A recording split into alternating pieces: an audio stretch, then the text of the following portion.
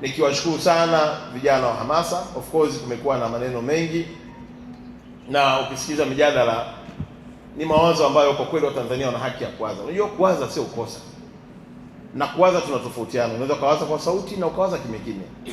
Kwa hiyo sisi kama Wizara ya Habari, Michezo, Sanaa na Utamaduni tunapokea mawazo ya kimya kimya na yale ya sauti. Kwa wale wanaotoa mawazo yao kwa sauti tunayapokea, wale ambao hawatoi kwa sauti wanabaki nayo moyoni, na sisi tunaamini pia Roho Mtakatifu atatusaidia kuyaelewa yetu yasome. Lakini naamini yote mawazo ya Watanzania wanatamani kuiona Serengeti Boys inafanikiwa na inachukua kombe, tunarejea nyumbani kwa ushindi mkubwa sana. Na kwa mantiki hiyo kipekee naomba nichukue nafasi hii, hayupo hapa, yuko Tanzania na shughuli anazofanya, lakini nimshukuru sana Mheshimiwa Waziri Mkuu ndugu yetu Daktari Lameck Migulu Nchemba. Namshukuru kwa sababu amekuwa kiungo mzuri sana kwenye wizara yetu.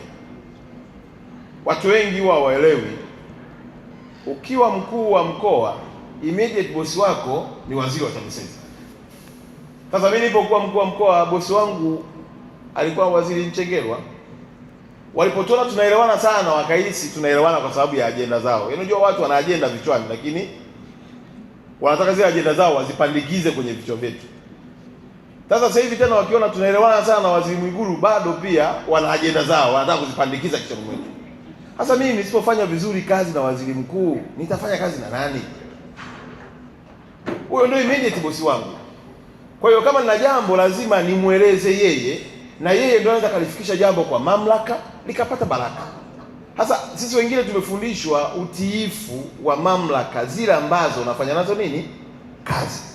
Kwa hapa ninamshukuru sana Daktari Lameck Migulu Nchemba kwa kuwa sehemu ya kiungo mzuri aliyetuwezesha mambo mengi yakafika kwa wakati, na Mheshimiwa Rais akafanya maamuzi sahihi kwa ajili ya kuisupport timu yetu ya Serengeti Boys.